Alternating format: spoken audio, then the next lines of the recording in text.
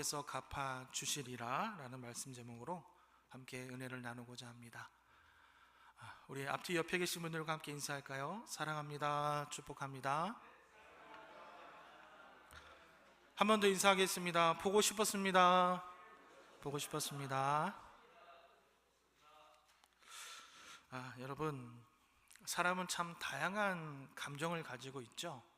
여러분, 오늘 하루 보내시면서 여러분 어떤 감정을 가지고 느끼면서 살아오셨습니까?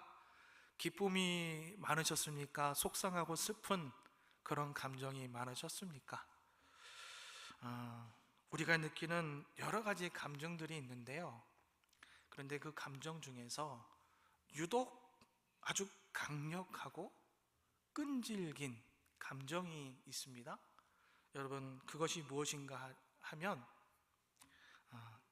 갚으려는 마음입니다. 갚으려는 마음. 돈을 갚는 것이 아니라 무엇을 갚을까요? 원수를. 상처받은 나의 마음 꼭 내가 갚고 말리라. 그렇죠? 복수하려는 마음. 우리가 쉽게 말하면 복수심이라고 하지 않습니까?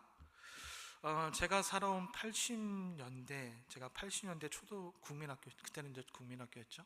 80년대를 생각해 봤는데요. 그때 요즘은 참 보기 어려워요. 비디오 플레이어. 요즘 아마 제 딸도 모를 거예요. 비디오 플레이어. 커다란 비디오 테이프를 넣으면 우리가 그때 예전에 한 16인치인가요? 12인치 뭐 그런 TV에 비디오를 넣으면 수많은 영화들이 막 나옵니다. 아마도 비디오 플레이어가 있는 가정이라면 그나마 꽤 사는 가정이 아니었을까라고 생각이 듭니다. 저희 집에는 당연히 비디오 플레이어가 없었습니다. 그래서 친구 집에 가면 정말 해가 가는 걸 모르고 친구 집에서 아주 신나게, 여러분 이게 사건 모르시는군요. 무술 영화를 너무나도 신나게 봤던 그런 기억들이 있습니다. 그런데 그 무술 영화들이 공통된 주제가 뭐냐면 바로 복수입니다. 복수. 원수를 갚는 것. 내가 부모님의 원수를 갚기 위해서 10년을 칼을 갈고 기다렸다. 그런 대사가, 아주 명대사가 나옵니다. 제가 한번 곰곰이 생각해 보았어요. 영화 중에서 기억나는 영화들, 취권, 돌아온 외파리, 소림사, 용쟁호투, 다 보면 동생의 복수를, 부모님의 복수를, 아무튼 원수를 갚는 겁니다. 자기가 겪었던 상처들, 아픔들을 원수에게 복수하겠다. 전부 복수를 주제로 한 영화들입니다. 근데 여러분, 이 복수라는 감정, 이 감정이요, 한번 생각해 보십시오. 복수심이라는 게 금방 확 불타올랐다가 쑥 쉽게 꺼져지는 감정이라면, 좀 전에 제가 말씀드렸던 부모의 원수를 위해서 10년 동안 내가 칼을 갈았다, 이런 대사가 아마 나오지 않았겠지요. 아까 말씀드린 것처럼 이 복수심이라는 것이 유달리 우리 사람이 갖고 있는 감정 중에 끈질기고 강력한 그런 느낌이 이 감정 안에 있다는 것입니다. 그만큼 사람이 갖고 있는 이 복수심이 상당히 오래 갑니다. 원수를 갚기 위해서 수십 년, 1년이 아니라 정말 수십 년 그렇게 훈련을 받으면서 복수할 그날을 기다리게 된다는 것입니다. 어서 빨리 부모님의 원수를 갚고 싶을 뿐이지요. 이처럼 복수심이라는 것이 쉽게 사라지지 않는다는 것입니다. 그러니까 복수심이라는 것이 시간과 공간을 초월해서 그 복수라는 단어만 생각해도 뜨겁게 내 가슴을 활활 불태우는 것이 아닌가라는 생각이 든다는 것이죠. 그러니까 아버지의 원수를 갚기 위해서 10년 동안이나 칼을 가는 거가 아닐까 싶습니다. 자, 그러나 복수하는 마음이 여러분 좋은 감정이 아니라는 것은 누구나 다 알고 있을 것입니다. 그 누구도 복수심을 아주 긍정적인 그런 범주 안에 넣지 못합니다. 아버지의 원수를 갚기 위해서 기다려온 지난 10년이라는 세월, 여러분 10년 동안 복수를 준비하면서 그 복수를 준비하는 주인공에게 행복이 있을까요? 기쁨이 있을까요? 심지어 복수를 성공한다고 하더라도 생각만큼 그렇게 큰 행복을 보장해 주지 않는다는 것입니다. 물론 당장에는 후련하겠지요. 통쾌함이 있겠지요. 하지만 그 뒤에 밀려오는 쓸쓸함, 서글픔, 후회, 아쉬움, 또 불안함, 복수가 복수를 낳는다고 하지 않습니까? 상대방의 아들이 또다시 10년 후에 복수할지 그 누가 알겠습니까? 이런 부정적인 감정들이 훨씬 더 많이 든다는 것입니다. 그럼에도 불구하고 사람이 정말 죄가 많은 것이 기어코 내가 복수하고 말리라, 끝장을 보려고 한다는 것입니다. 그래야 좀 속이 조금이라도 좀 시원해질 것 같다라는 생각이 든다는 것이지요. 그래서 어떻게 해든지 여러분 원수를 갚으려고 합니다. 이왕이면 내가 당한 것보다 상대방이 더 많은 고통, 더 많은 아픔을 좀 당했으면 좋겠다. 상대방을 대놓고 무시합니다. 험한 말로 공격하기도 합니다. 실제로 폭력을 쓰기도 하고요. 극단적으로 생명을 빼앗는 일이 있기도 한다는 것입니다. 또 눈에 보이지 않는 복수도 있지요. 경제적으로도 피해를 입히고 지위나 명예에 피해를 입히기도 한다는 것입니다.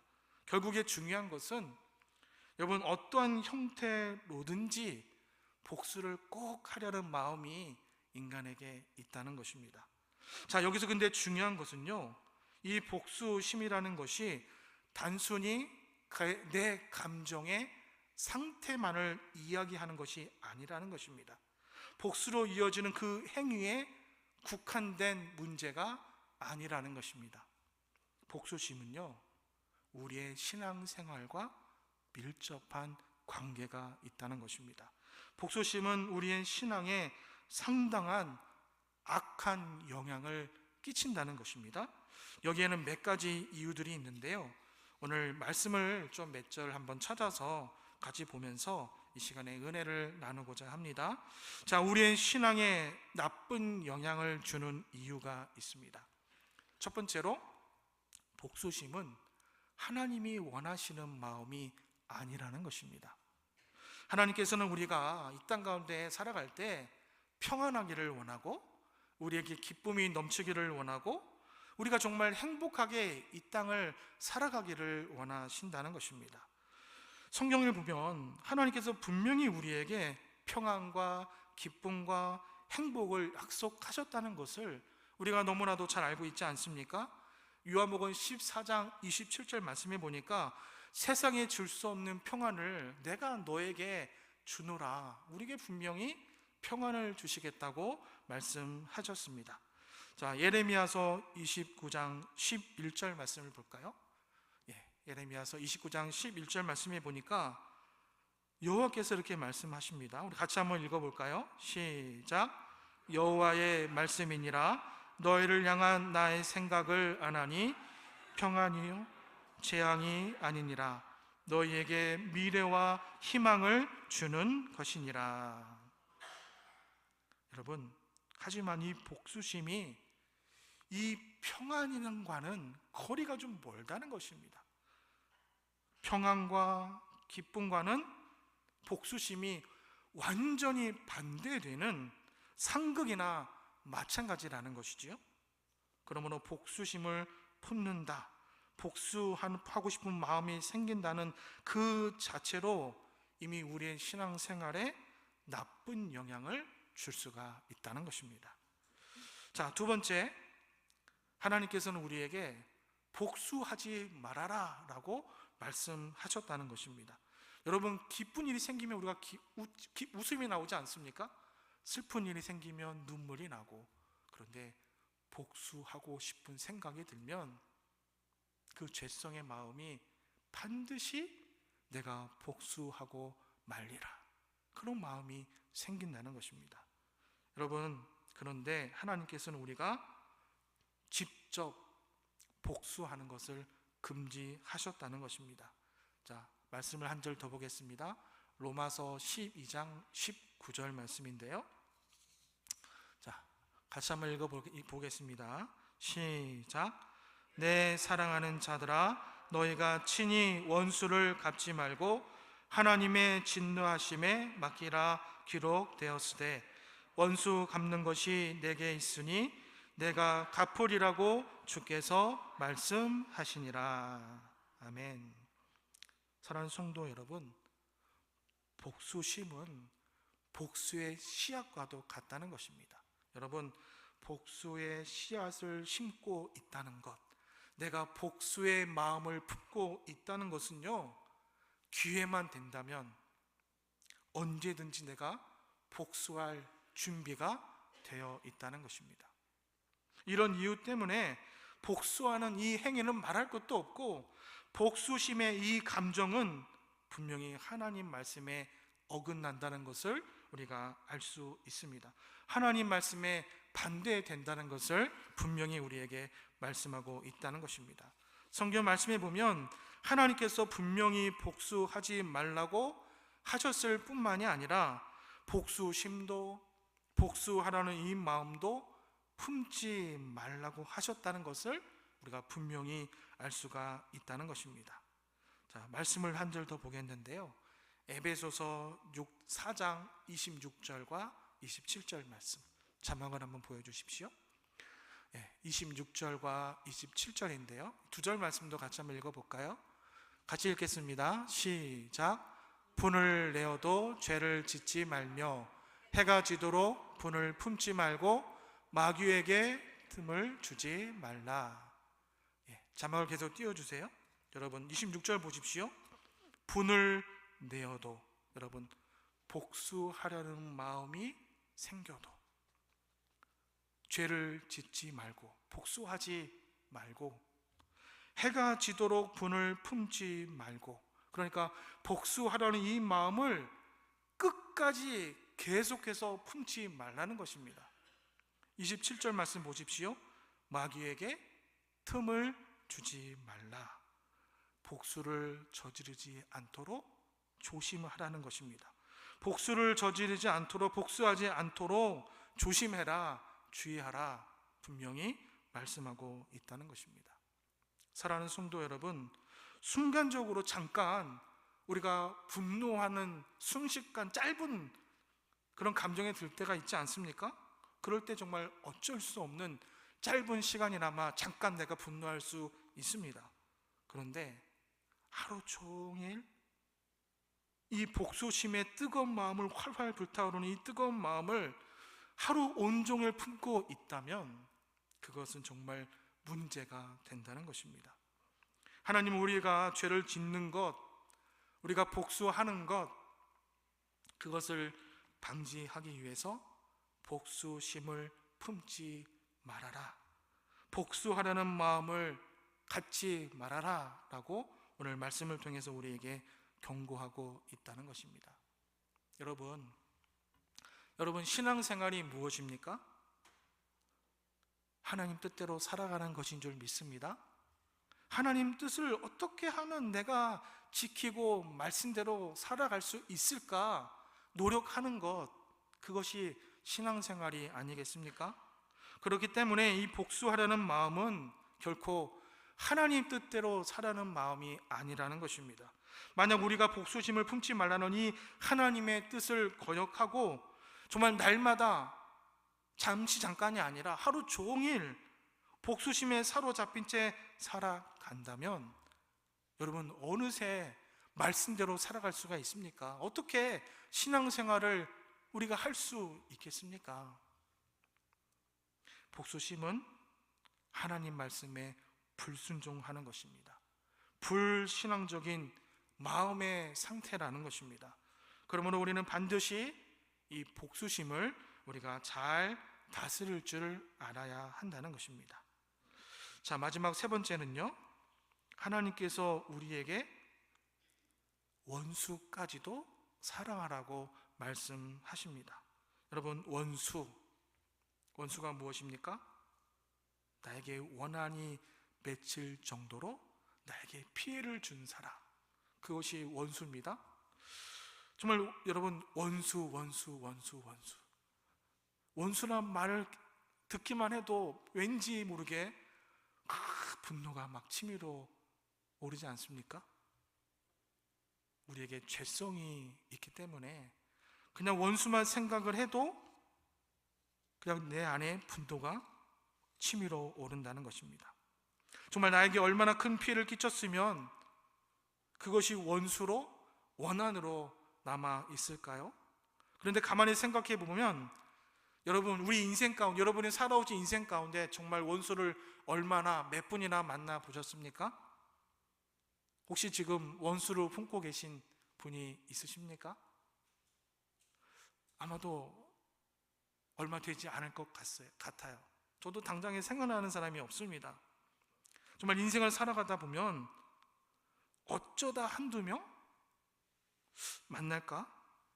우리가 관계를 맺고 있는 수많은 관계에 비하면 나와 원수를 맺고 있는 사람? 아마 정말 최소한의 적은 부분에 불과할 것이라고 생각이 듭니다. 그런데 여러분, 하루 종일은 아니지만 잠깐 나를 화나게 하고 순간적으로 자식이 웬수야. 웃으시는 분들은 경험이 있으신 분들이신가요? 우리가 그렇게 막 얘기할 정도로 순간순간 원수 같은 존재가 있다는 것입니다. 실질적으로 누가 우리의 원수입니까? 그냥 매일매일 혹은 순간순간 나를 화나게 하는 사람. 자식이 웬수야. 그래도 조금이라도 좀 복수하게 쉽게 만드는 사람이 있다면 원수라고 할 수도 있겠지요. 자, 이렇게 생각해 보면 원수는 그리 멀리 있는 사람이 아닌 것 같아요. 직장 상사나 동료, 거래처에 있는 사장이 될 수도 있겠죠. 잠깐 나를 분노하게 되고 화가 나게 하는 사람. 그런데요, 심지어 나의 남편이나 나의 아내, 나의 자녀나 부모가 원수가 될 수도 있다는 것입니다. 이처럼 원수가 우리의 주변에 가까이 있다는 것이지요. 아니, 언제나 우리 가까이 원수가 붙어 있다는 것입니다. 여러분, 무슨 말입니까? 원수가 따로 정해져 있는 것이 아니라 누구든지 언제든지 우리가 그 감정을 품게 되면, 내가 원수로 여기면, 내가 그렇게 생각하면, 내 입술로 혹시라도 내 자식이 웬수야 라고 실수로라도 얘기를 했다면 그 순간 여러분 진짜 원수가 되는 것이지요. 원수가 있으면 당연히 복수까지는 그래도 막 갚고 싶지 않습니까?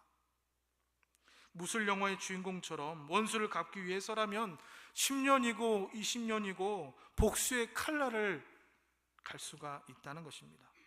그런데 여러분, 하지만 오늘 하나님께서는 원수에게 복수하지 말라고 분명히 말씀하셨습니다.